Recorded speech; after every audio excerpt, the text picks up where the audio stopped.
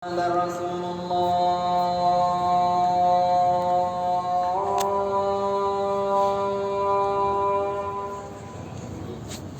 أشهد أن محمدا رسول الله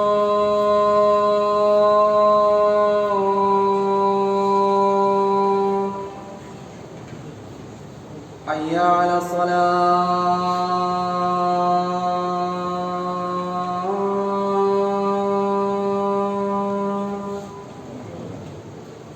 حي على الصلاة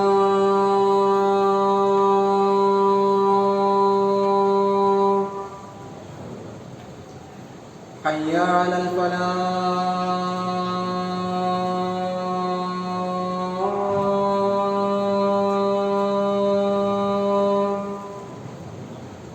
حي على الفلاح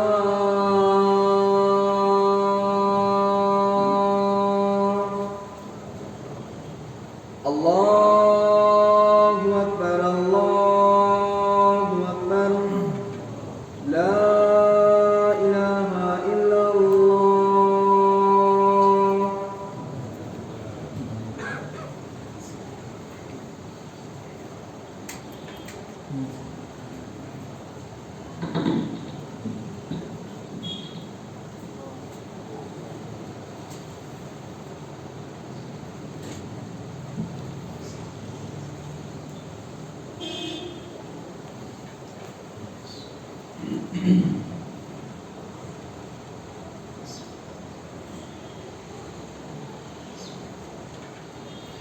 إن الحمد لله نحمده ونستعينه ونستغفره ونعوذ بالله من شرور أنفسنا ومن سيئات أعمالنا من يهده الله فلا مضل له ومن يضلل فلا هادي له وأشهد أن لا إله إلا الله وحده لا شريك له وأشهد أن محمدا عبده ورسوله أما بعد فإن خير الحديث كتاب الله وخير الهدي هدي محمد صلى الله عليه وسلم وشر الأمور محدثاتها وكل محدثة بدعة وكل بدعة ضلالة وكل ضلالة في النار. وقال الله تعالى في كتابه المجيد فأعوذ بالله من الشيطان الرجيم بسم الله الرحمن الرحيم اليوم أكملت لكم دينكم وأتممت عليكم نعمتي ورضيت لكم الإسلام دينا. وقال في موضع آخر يا أيها الذين آمنوا أطيعوا الله وأطيعوا الرسول ولا تبطلوا أعمالكم. تمام قسم کی حمد و ثنا کبریائی بڑائی اس احکم الحاکمین رب العالمین خالق کائنات مالک ارض و سما کے لیے لائق و زیبا ہے، جو اکیلا تنہا معبود برحق معبود حقیقی ہے، جس کے علاوہ کوئی ایسی ذات نہیں ہے کہ جس کے لیے ادنا سے ادنا یا بڑی سے بڑی کوئی عبادت انجام دی جا سکے. وہ صرف اسی کی ذات ہے، اللہ سبحانہ و تعالیٰ کی، جس کے لیے تمام تر عبادات ہیں. وہ رب العالمین کہ دنیا کے اندر موجود سینکڑوں مذاہب اور ادیان میں سے جس نے ہمیں اور آپ کو دین اسلام کا ماننے والا بنایا، جس نے ہمیں اور آپ کو ضلالت و گمراہی سے بچا کر اللہ اور اس کے رسول پر ایمان رکھنے والا بنایا، جس نے ہمیں محمد رسول اللہ صلی اللہ علیہ وسلم کا امتی بنا کر اس دنیا فانی کے اندر پیدا فرمایا ہے. سبحان اللہ و بحمدہ سبحان اللہ العظیم. انگنت درود و سلام ہو انبیاء کی مقدس جماعت پر، خصوصاً سید المرسلین رحمت للعالمین آمنہ کے لال جناب محمد رسول اللہ صلی اللہ علیہ وسلم کی ذات گرامی پر۔ اللہم صلی علی محمد وعلی آل محمد کما صلیت علی ابراہیم وعلی آل ابراہیم انک حمید مجید۔ اللہم بارک علی محمد وعلی آل محمد کما بارکت علی ابراہیم وعلی آل ابراہیم انک حمید مجید۔ محترم سامعین، علامت قیامت کے سلسلے میں ہم پچھلے چند جمعوں سے سن رہے ہیں۔ اللہ سے دعا ہے کہ جو باتیں ہم سن رہے ہیں کتاب و سنت کی روشنی میں، اس کے مطابق ہمیں اپنی زندگیوں کی اصلاح کرنے کی توفیق عطا فرمائے، اور جو فتنے اور جو ایسی چیزیں جو رسول اللہ صلی اللہ علیہ وسلم نے شر کے طور پہ بیان کی ہے ان سے ہمیں بچنے کی توفیق عطا فرمائے، اور جو خیر والی چیزیں رسول اللہ صلی اللہ علیہ وسلم نے بیان کی ہے اللہ ہمیں وہ خیر عطا فرمائے، آمین۔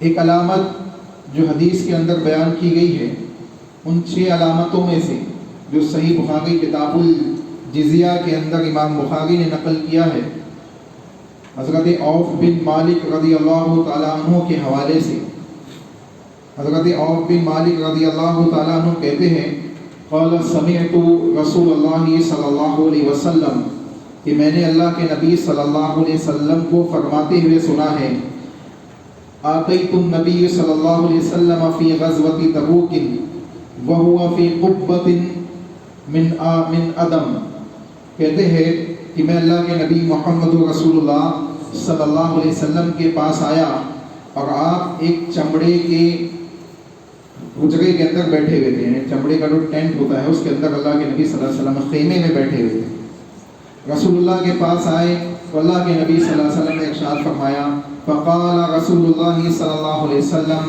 اعدد ستا، اللہ کے نبی نے کہا 6 چیزوں کو گن لو۔ اللہ کے نبی نے کیا کہا؟ 6 چیزوں کو گن لو، بین ید الساعۃ، قیامت اور یہاں سے یعنی یہاں سے قیامت کے درمیان 6 چیزوں کو گن لو۔ اس کا مطلب کیا ہوگا کہ قیامت سے پہلے 6 چیزوں کو گن لو۔ اس کے بعد اللہ کے نبی نے کہا موتی، میری موت۔ پہلی چیز اللہ کے نبی نے بیان کی کہ میری موت قیامت کی علامتوں میں سے ایک ہے، جس کو آپ کے سامنے ڈیٹیل سے بیان کیا جا چکا ہے۔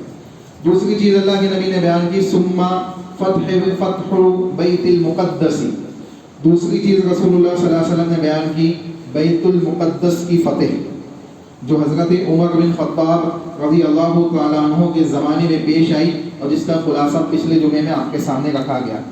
تیسری علامت جو حدیث کے اندر اس حدیث کے اندر اللہ کے نبی محمد رسول اللہ صلی اللہ علیہ وسلم نے بیان کی، اللہ کے نبی نے کہا ثم موتان یأخذ فیکم کقعاص الغنم، ایک ایسا مرض، ایک ایسی بیماری جو بکریوں میں پھیلتی ہے، جو طاعون کی شکل میں پھیلے گی اور جس سے بکثرت موت ہوگی۔ یعنی اللہ کے نبی صلی اللہ علیہ وسلم نے پیشن گوئی فرمائی کہ علامت قیامت میں سے یہ چیز ہے کہ طاعون کا پھیلنا، اور اگر اس کا محاسبہ کریں تو حضرت عمر بن خطاب رضی اللہ تعالیٰ عنہ کی خلافت ہی میں فتح بیت المقدس کے بعد یہ بیماری پھیلی فلسطین کی سرزمین سے، اور وہاں سے پھیلتے ہوئے مختلف علاقوں میں، شام کا علاقہ، مختلف علاقوں میں یہ پھیلتی چلی گئی، یہاں تک کہ تقریباً 25,000 مسلمانوں کے سلسلے میں اہل علم لکھتے ہیں کہ 25,000 مسلمان اس بیماری کا شکار ہوئے، اس وبا کا شکار ہوئے، اور بکثرت لوگوں کی موت ہوئی۔ سن 18 ہجری کے اندر یہ واقعہ پیش آیا، جس کو طاعون امواس کے نام سے جانا جاتا ہے۔ امواس نامی ایک جگہ ہے فلسطین کے بیت المقدس کے نزدیک، یہ ایک شہر ہے، ایک گاؤں ہے، وہاں سے اس بیماری کی ابتدا ہوئی، اور اس کی کیفیت یہ تھی کہ ایک قسم کا زخم، جس طریقے سے جانوروں میں زخم ہوتے ہیں، آپ نے دیکھا ہوگا، تھوڑی تھوڑی پھنسی اور سوجن آ جاتی ہے، اور اس کے بعد ایک سیال مادہ اس سوجن میں سے نکلنے لگتا ہے، یعنی ایک پتلا سا مادہ اس میں سے نکلنے لگتا ہے۔ تو یہ کیفیت انسانوں کے اندر بھی پیدا ہونے لگی، جو بکر اللہ کے نبی نے اس لیے مثال دی کہ قعاص الغنم، یعنی جیسے بکریوں میں طاعون پھیلتا ہے، اور بکثرت بکریوں کے اندر یہ چیز پھیلتی چلی جاتی ہے، ان میں اموات ہوتی ہے، ویسے ہی یہ چیز انسانوں میں پھیلے گی اور طاعون کی شکل، وبا کی شکل لیتی چلی جائے گی۔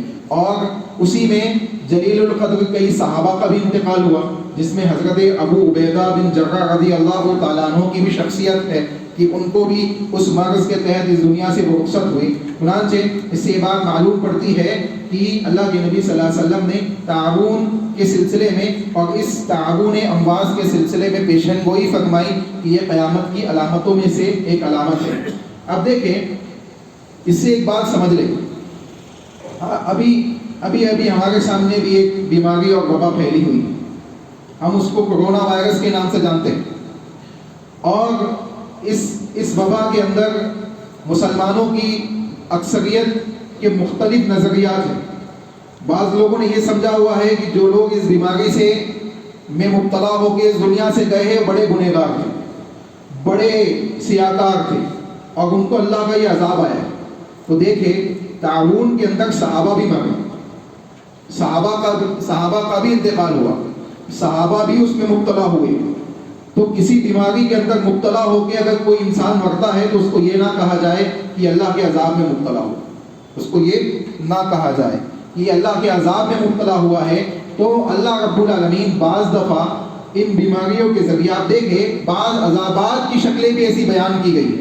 حضرت عائشہ رضی اللہ تعالیٰ عنہ کی ایک واضح حدیث ہے، صحیح بخاری کے اندر موجود ہے، نیت کے سلسلے میں بیان کرتی، نیت کے سلسلے امام یعنی ائمہ نے اس کو باب النیت کے اندر ذکر کیا۔ حدیث کیا ہے؟ حدیث اللہ کے نبی صلی اللہ علیہ وسلم نے بیان کیا کہ قیامت سے پہلے ایک لشکر نکلے گا جو کعبۃ اللہ کو ڈھانے کی نیت سے نکلے گا، کعبۃ اللہ کو ڈھانے کی نیت سے نکلے گا، اور وہ کعبۃ اللہ کی طرف بڑھتے چلے جائیں گے یہاں تک کہ کعبۃ اللہ کے شہر یعنی مکہ المکرمہ کے نزدیک پہنچ جائیں گے، اور اللہ رب العالمین ان پہ عذاب نازل کرے گا، اور عذاب کی کیفیت یہ ہوگی کہ زمین دھس جائے گی، اور یہ زمین کے اندر دھستے چلے جائیں گے، یعنی زمین پھٹے گی اور یہ دھس جائے گی۔ اسے حضرت عائشہ رضی اللہ تعالیٰ عنہ سامنے موجود ہے، اللہ کے نبی حدیث بیان کر رہے، رسول اللہ صلی اللہ علیہ وسلم سے پوچھتی ہے اللہ کے نبی، اس میں اول سے آخر تمام لوگ دھسا دیے جائیں گے؟ اللہ کے نبی نے بیان فرمایا اول سے آخر جتنے لوگ ہوں گے سب کو اللہ دھسا دے گا، سب کو اللہ دھسا دے گا۔ اللہ کے نبی صلی اللہ علیہ وسلم سے پوچھا ہے اللہ کے نبی، اس میں کئی لوگ ایسے ہوں گے جو کعبۃ اللہ کو ڈھانے کی نیت سے نہیں آئے ہوں گے، حج یا عمرہ کی نیت سے آئے ہوں گے، کئی ایسے ہوں گے جو اپنے بزنس اور تجارت کی نیت سے اپنے گھروں سے نکلے ہوں گے، کئی ایسے ہوں گے جو اسی علاقے کے ہوں گے کسی دوسری نیت سے نکلے ہوں گے، اور وہ لوگ بھی ہوں گے جو کعبۃ اللہ کو ڈھانے کے لیے نکلے ہیں۔ اللہ کے نبی اول سے آخر سب کو ڈھا دیا جائے گا، تو ان مختلف نیتوں والوں کا کیا حال ہوگا؟ جو مختلف معاملات لوگوں کے ساتھ ملوث ہے اور مختلف نیتیں موجود ہے، اللہ کے نبی ان کا کیا ہوگا؟ رسول اللہ صلی اللہ علیہ وسلم نے ارشاد فرمایا اللہ رب العالمین جب اس قسم کے معاملات کو انجام دے گا، جب زمین دھسے گی تو تمام کے تمام اول سے آخر اس میں دھستے چلے جائیں گے، لیکن جب اللہ قیامت کے دن اٹھائے گا تو ان کو ان کی نیتوں کے اوپر اٹھائے گا۔ جو کعبۃ اللہ کو ڈھانے کی نیت سے نکلے تھے ان کے ساتھ ویسا ہی معاملہ کیا جائے گا، ان کے ساتھ عذاب اور اللہ رب العالمین کے مختلف ایسے معاملات ہوں گے جو اللہ کی وعیدوں کے اندر شامل ہیں، اور جو دوسری مختلف نیتوں کے ساتھ نکلے تھے، اچھی نیتوں کے ساتھ نکلے تھے، ان کے ساتھ اچھا معاملہ ہوگا۔ چنانچہ معلوم پڑا کہ ایسے موقع پہ نیک لوگ بھی انتقال ہو سکتے ہیں اور گنہگار لوگ بھی انتقال ہو سکتے ہیں۔ تو انسان کو چاہیے کہ ایسی وباؤں کے اندر بکثرت اللہ سے توبہ و استغفار کرے اور بکثرت اللہ رب العالمین کی جانب رجوع کرے، اللہ رب العالمین کے جانب اپنے آپ کو لوٹائے اور گناہوں سے اپنے آپ کو بچائے۔ چنانچہ معلوم پڑا کہ تعاون کا پھیلنا اور اس کی ایک ایسی کیفیت جو جانوروں کی بیماریوں سے منتقل ہو کے انسانوں میں آ جائے، یہ کیفیت کا پھیلنا یہ علامت قیامت کے اندر رسول اللہ صلی اللہ علیہ وسلم نے بیان کیا، جو حضرت عمر بن خطاب رضی اللہ تعالیٰ عنہ کے زمانے میں ہو چکی ہے۔ اس کے بعد کہتے ہیں اللہ کے نبی صلی اللہ علیہ وسلم نے اس کے بعد چوتھی علامت بیان کی، ثم افاضت المال حتى يؤتى الرجل 100 دینار فيذل ساخطا ثم فتنة۔ کہتے ہیں کہ پھر ایک علامت کی قیامت، اس کو بھی گن لو، وہ یہ کہ مال کی کثرت ہو جائے گی، مال کی کثرت ہو جائے گی، اور کثرت اس انداز سے ہوگی کہ لوگ مال و دولت لے کے نکلیں گے صدقہ و خیرات کرنے کے لیے، لیکن کوئی اس مال کو لینے کے لیے تیار نہیں ہوگا۔ کسی کو اگر 100 دینار اور درہم بھی دیے جائیں گے تو وہ اس پہ راضی نہیں ہوگا، اس کو لینے سے ناراض ہو جائے گا، اس کو طلب کرنے سے ناراض ہو جائے گا۔ تو معلوم پڑتا ہے کہ مال کی کثرت کا ہونا، یہاں تک کہ ابو موسیٰ الاشعری رضی اللہ تعالیٰ عنہ کی حدیث دیکھے، صحیح مسلم کے اندر، صحیح بخاری کے اندر موجود ہے، کہتے ہیں کہ لوگوں کے اوپر ایک زمانہ ایسا آئے گا کہ جب لوگ سونے کا صدقہ دینے کے لیے نکلیں۔ سونے کا صدقہ، سونا کتنا مہنگا ہوتا ہے، یعنی سونا اگر دیکھیں معاشرے کے اندر سب سے قیمتی چیزوں میں سے، کیونکہ ڈائمنڈ سب کے پاس نہیں ہوتا ہے، لیکن سونا عام طور پہ میکسیمم گھروں کے اندر موجود ہوتا ہے، اور اس کو ایک قیمتی چیز سمجھا جاتا ہے، اور اس کو نصاب زکوٰۃ کے اصولوں میں سے رسول اللہ صلی اللہ علیہ وسلم نے بیان بھی کیا ہے۔ اب دیکھیں سونے کے صدقے کو لے کے کوئی نکلے گا، سونا لے کے تقسیم کرنے نکلے گا، حضرت ابو موسیٰ بیان کرتے ہیں کہ اللہ کے نبی نے بیان فرمایا اس سونے کو لینے والے لوگ موجود نہیں ہوں گے، اس کو لینا لوگ پسند نہیں کریں۔ اللہ اکبر، اتنا مال لوگوں کے پاس ہوگا، اتنی مال و دولت کی کثرت لوگوں کے پاس ہوگی۔ اب اس سلسلے میں اہل علم کے اقوال مختلف ہیں۔ بعض لوگوں نے کہا کہ یہ علامت گزر چکی ہے حضرت عمر بن عبدالعزیز رحمہ اللہ علیہ کے زمانے میں۔ عمر بن عبدالعزیز رحمہ اللہ علیہ، جن کو خلیفہ خامس بھی کہا گیا ہے، 5ویں خلیفہ کہا گیا ہے، جیسے حضرت وہ ابو بکر صدیق ہے، حضرت عمر بن خطاب ہے، حضرت عثمان غنی ہے، حضرت علی بن ابی طالب ہے، یہ 4 خلفائے راشدین کے نام سے جانے جاتے ہیں۔ اس کے بعد حضرت امیر معاویہ اور مختلف قسم کے معاملات ہوئے، بنو امیہ کا ایک بڑا فتنہ معاشرے کے اندر وجود میں آیا، اور مختلف قسم کے معاملات اس زمانے کے اندر لوگوں کے اندر فتنوں کے پھیلتے چلے گئے۔ اس کے بعد حضرت عمر بن عبدالعزیز کا بھی ایک زمانہ ہے۔ عمر بن عبدالعزیز کا نسب اگر آپ دیکھیں تو حضرت عمر بن خطاب سے جا ملتا ہے۔ یہ عمر بن عبدالعزیز وہ شخصیت ہے جنہوں نے مکہ اور مدینہ اور حرمین کے درمیان امن و امان کو پیدا کیا، اور اس انداز سے سسٹم کو فالو کیا کہ معاشرے کے اندر مال کی کثرت ہو گئی، اور لوگ مال لے کے نکلتے تو صدقہ لینے والا کوئی ملتا نہیں، کوئی صدقہ لینے والا ملتا نہیں۔ اس سے معلوم پڑتا ہے کہ اگر گائیڈ کرنے والے لوگ، حکومت کرنے والے لوگ صحیح معنوں میں اکنامک جو سسٹم ہوتا ہے اکنامک کا، اگر اس کو فالو کرے، جو کتاب و سنت نے ہمیں دیا ہے وہ یقینی طور پہ اس میں اکنامکس بھی ہے، اس میں معیشت بھی ہے، اس میں زندگی گزارنے کے دوسرے تمام مسائل موجود ہے، اگر اس کو صحیح طریقے سے فالو کیا جائے تو یقینی طور پہ معاشرے کے اندر کبھی بھی معاشرے کے اندر بھوکمری کے شکار لوگ نہیں ہوں گے، اور لوگ اس طریقے سے مختلف قسم کے معاملات کے اندر، آزمائشوں کے اندر مبتلا نہیں ہوں گے جیسے کہ آج ہوتے چلے جا رہے ہیں۔ چنانچہ حضرت عمر بن عبدالعزیز نے اس چیزوں کو، ان چیزوں کو فالو کیا، اور لوگ زکوٰۃ اور صدقہ لے کے نکلتے تو کوئی لینے والا نہیں ملتا۔ ایک چیز کو اہل علم نے یہ بیان کی ہے کہ وہ زمانہ تھا حضرت عمر بن عبدالعزیز کا جب یہ علامت ہو چکی ہے، لیکن بعض لوگوں نے یہ بھی بیان کیا کہ یہ علامت قیامت کے نزدیک بھی واقع ہوگی، یہ علامت قیامت کے نزدیک بھی واقع ہوگی، اور اس وقت بھی لوگوں کے پاس مال اس انداز سے کثیر تعداد میں ہوگا کہ لوگ سونا لے کے نکلیں گے تو لوگوں کو سونا لینے والے ملیں گے نہیں، یعنی صدقہ خیرات لینے والے لوگ نہیں ملیں گے۔ چنانچہ یہ مختلف باتیں ہیں۔ بہرحال ممکن ہے کہ ایک علامت جو ہو چکی ہے وہ پھر سے اللہ رب العالمین لوگوں کو دکھا دے، اس میں کوئی بعید بات نہیں ہے۔ چنانچہ معلوم پڑا کہ اللہ کے نبی صلی اللہ علیہ وسلم نے مال کی کثرت کا ذکر کیا جو کثیر تعداد میں مسلمانوں کے پاس ہوگا، اور مال کی کثرت کی مختلف احادیث بھی ہمیں ملتی ہے۔ اب اس بات سے، اس ضمن سے ایک اور بات سمجھ لیں، مال کا آپ کے پاس کثرت سے ہونا، آپ کو اسلام نے کبھی زیادہ مال کمانے سے منع نہیں کیا، اسلام نے آپ کو زیادہ مال کمانے سے منع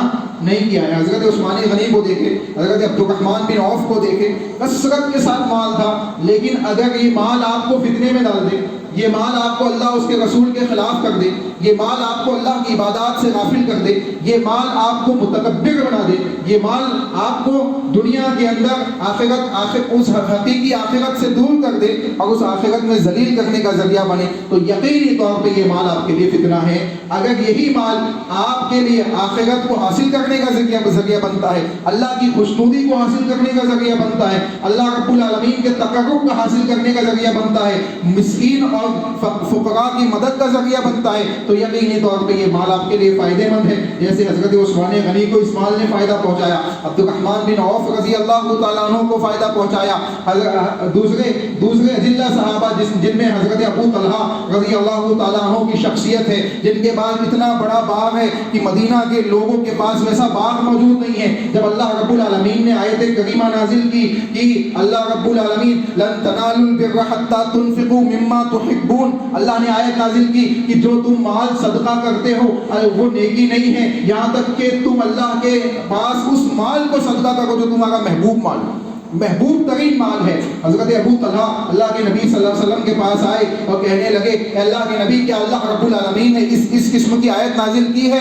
اللہ کے نبی محمد رسول اللہ صلی اللہ علیہ وسلم نے بیان کیا کہ ہاں ابو طلحہ, اللہ رب العالمین نے یہ آیت نازل کی ہے. حضرت ابو طلحہ اسی وقت اللہ کے نبی کے سامنے بیٹھے ہوئے ہیں, بیان فرماتے ہیں اے اللہ کے نبی آپ گواہ رہیے, میں ابو طلحہ جس کا باغ مدینہ کے اندر مشہور ہے, جس کے باغ کے مقابلے کا کوئی دوسرا باغ نہیں ہے, اللہ کے نبی جس کے باغ کے درختوں کے نیچے آپ سایہ حاصل کرتے ہیں اور آپ کو ان کے کھجور بھی پسند ہے, اے محمد رسول اللہ صلی اللہ علیہ وسلم آپ گواہ رہیے میں اللہ کے حضور میں اس باغ کو صدقہ کرتا ہوں, آپ جسے چاہے اس کو دے دے. اللہ کے نبی محمد رسول اللہ صلی اللہ علیہ وسلم کو ابو طلحہ کا یہ جذبہ بڑا پسند آیا. اللہ کے نبی نے کہا اے ابو طلحہ اللہ تمہارے اس صدقے کو قبول فرمائے, لیکن تم جاؤ اور اپنے جو رشتہ دار ہیں ان میں جو مستحقین ہیں, ان میں جو غریب اور فقراء ہیں, ان میں اس کو تقسیم کرو تاکہ اللہ تمہیں ڈبل اجر سے نوازے. ایک رشتہ داری نبھانے کا اجر و ثواب, دوسرا صدقہ کرنے کا اجر و ثواب. حضرت ابو طلحہ لوٹتے ہیں,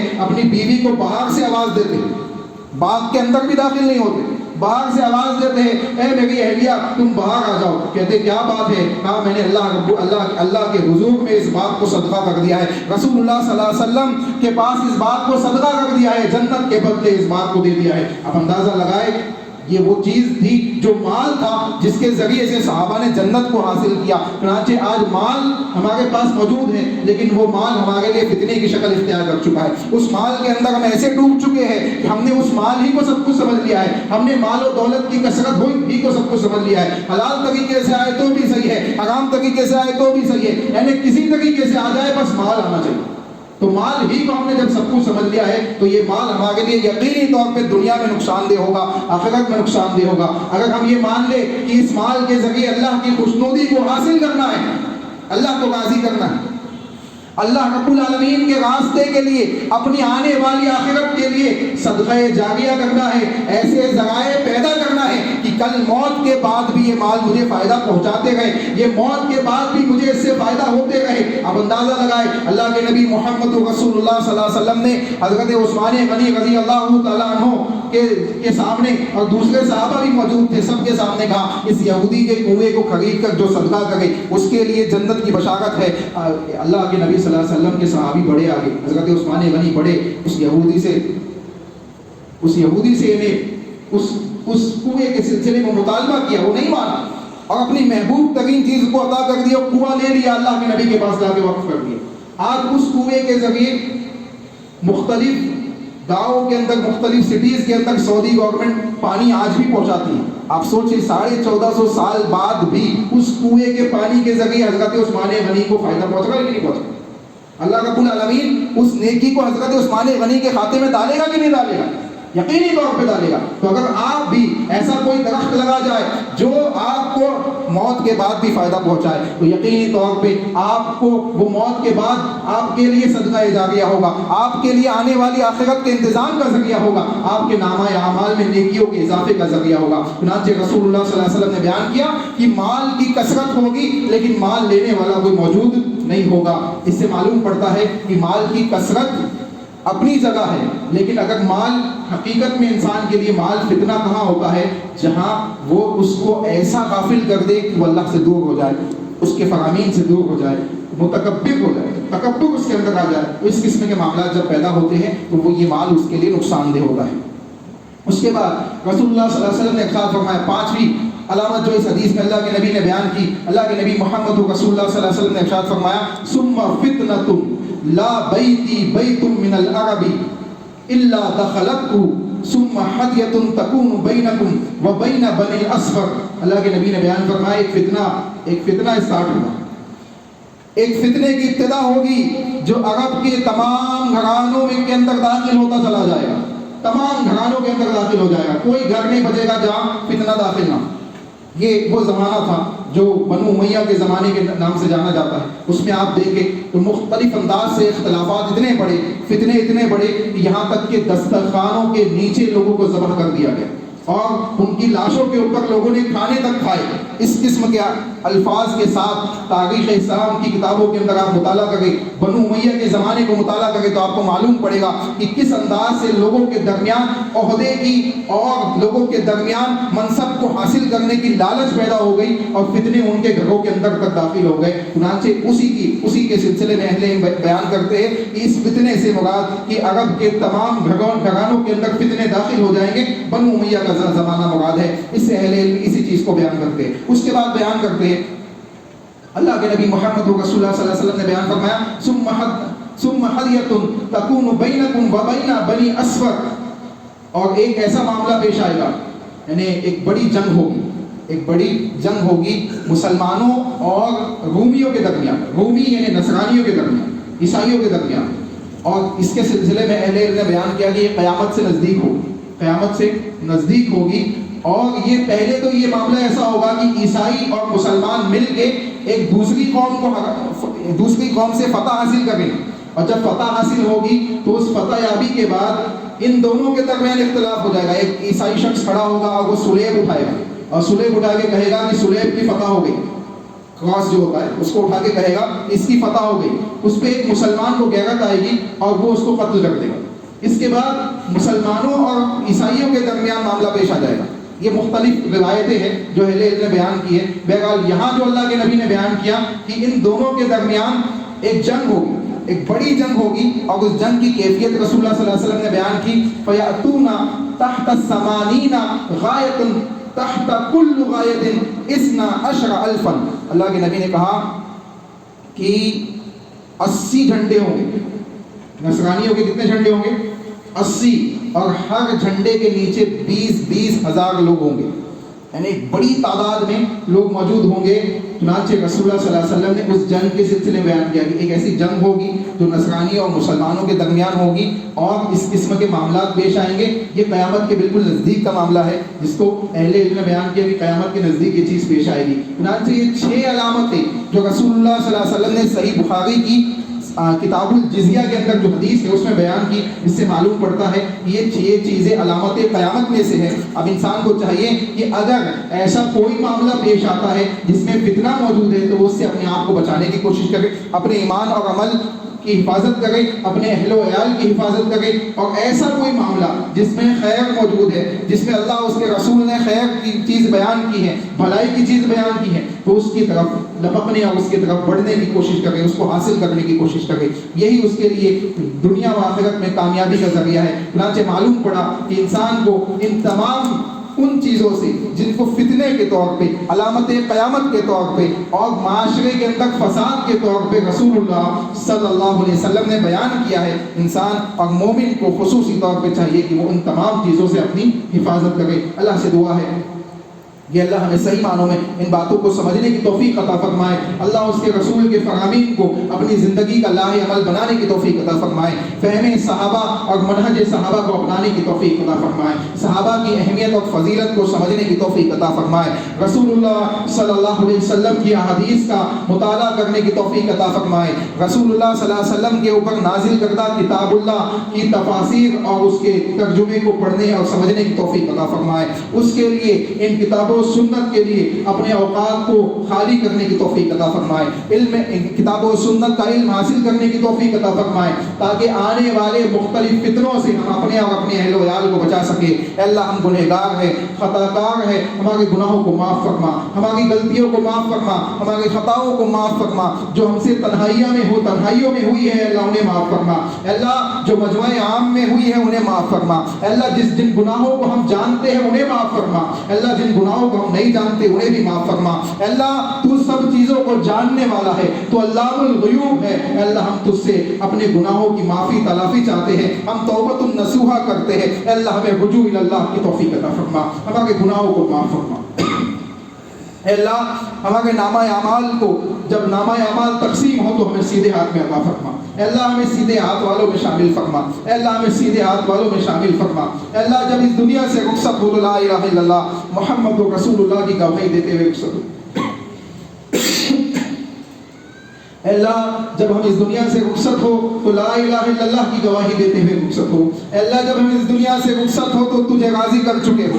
اے اللہ تو ہم سے راضی ہو چکا ہو, ہم تجھ سے راضی ہو چکے ہو. اے اللہ حسن خاتمہ عطا فرما. اے اللہ حسن خاتمہ عطا فرما. اے اللہ حسن خاتمہ عطا فرما. اے اللہ دجال کے فتنے سے ہم تمام کی حفاظت فرما. اے اللہ دجال کے فتنے سے ہم تمام کی حفاظت فرما. اے اللہ عذاب قبر سے ہم تمام کی حفاظت فرما. اے اللہ عذاب قبر سے ہم تمام کی حفاظت فرما. اے اللہ آسمانوں سے نازل ہونے والے مختلف قسم کے فتنے جو ہمارے گھروں کی دہلیز تک داخل ہو چکے ہیں, ہمارے گھروں کے اندر تک داخل ہو چکے ہیں, اے اللہ ان تمام فتنوں سے ہم تمام کی حفاظت فرما. اے اللہ ہمیں اللہ اس کے رسول کی اطاعت کو انجام دینے کی توفیق عطا فرما. اے اللہ تنہائیوں میں بھی اللہ اس کے رسول کی اطاعت کو انجام دینے کی توفیق عطا فرما. اے اللہ گناہوں سے بچنے کی توفیق عطا فرما. اے اللہ اپنے جسم کو اپنے روح کو اے اللہ گناہوں سے پاک و صاف کرنے کی توفیق عطا فرما. اے اللہ ہمارا دل جو گناہوں سے سیاہ ہو چکا ہے, اے اللہ توبہ و استغفار کے ذریعے اس دل کو پھر سے معصوم بنانے کی توفیق عطا فرما. اے اللہ ہم گنہگار ہیں, خطا کار ہیں, اے اللہ لیکن تو تواب ہے, تو رحیم ہے, تو ارحم الراحمین ہے, تو رحمان ہے. اے اللہ تو اپنی رحمانیت والی صفات سے ہم گنہگاروں کو معاف فرما. اے اللہ جو لوگ اس دنیا سے جا چکے ہیں ان کی مغفرت فرما. اے اللہ جو لوگ اس دنیا سے جا چکے ہیں ان کی مغفرت فرما. اے اللہ جو لوگ اس دنیا سے جا چکے ہیں ان کی مغفرت فرما. ان کی قبروں کو جنت کا باغ بنا, ان کے لیے جنت کے بسترے کو بچھا. اے اللہ ان کے لیے جنتوں کی کھڑکیوں کو کھول دے. اے اللہ ان کو عذاب قبر سے محفوظ فرما. اے اللہ ان کی برزخی زندگیوں کو آسان فرما. اے اللہ ان کو آخرت میں کامیابی عطا فرما. اے اللہ جو ہم باقی ہے ہمیں بھی جانا ہے, ہم بچنے والے نہیں. اے اللہ ہم سب کو جانا ہے. اے اللہ ہمیں آنے والی اس قبر کا انتظام کرنے کی توفیق عطا فرما. اے اللہ ہمیں آنے والی اس برزخی زندگی کا انتظام کرنے کی توفیق عطا فرما. اے اللہ آنے والی آخرت کا انتظام کرنے کی توفیق عطا فرما, جس کے انتظام ہم ایسے کر لے کہ برزخی زندگی ہو یا اخروی زندگی ہو تیری رحمت میں ڈھانپ کر ہمیں جنت میں داخل کر دیا جائے, جنت الفردوس میں داخل کر دیا جائے. اے اللہ ہم گنہگار ہیں, ہمارے گناہوں کو معاف فرما.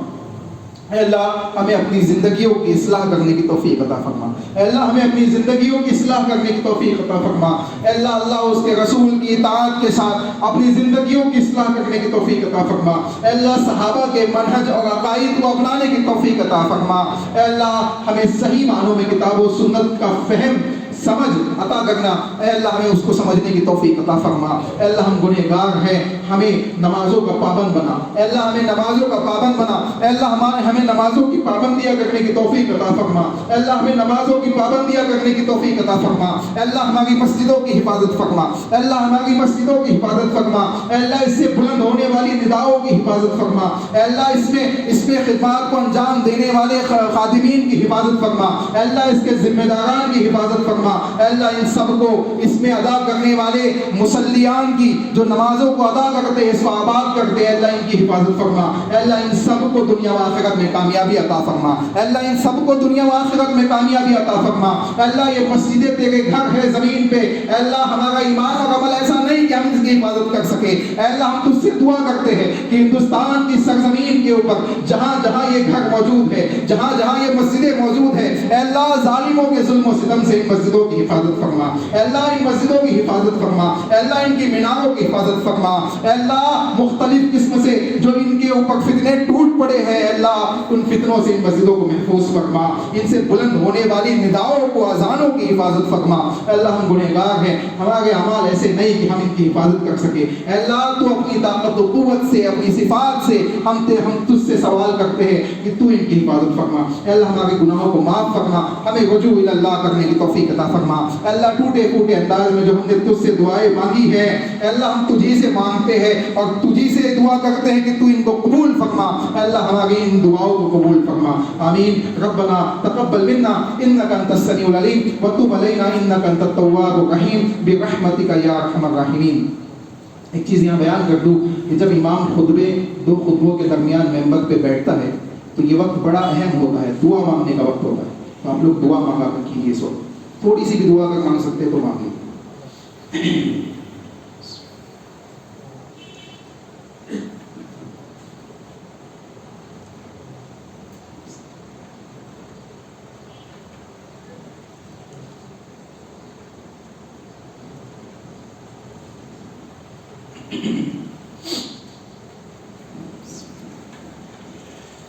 إن الحمد لله نحمده ونستعينه ونستغفره ونعوذ بالله من شرور أنفسنا ومن سيئات أعمالنا.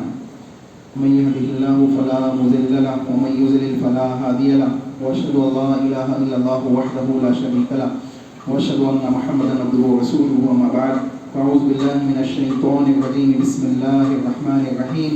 إن الله وملائكته يصلون على النبي يا أيها الذين آمنوا صلوا عليه وسلموا تسليما. اللهم صل على محمد وعلى آل محمد كما صليت على إبراهيم وعلى آل إبراهيم إنك حميد مجيد. اللهم بارك على محمد وعلى آل محمد كما باركت على إبراهيم وعلى آل إبراهيم إنك حميد مجيد. عباد الله رحمكم الله. إن الله يأمر بالعدل والإحسان وإيتاء ذي القربى وينهى عن الفحشاء والمنكر والبغي يعظكم لعلكم تذكرون. قوموا إلى الصلاة.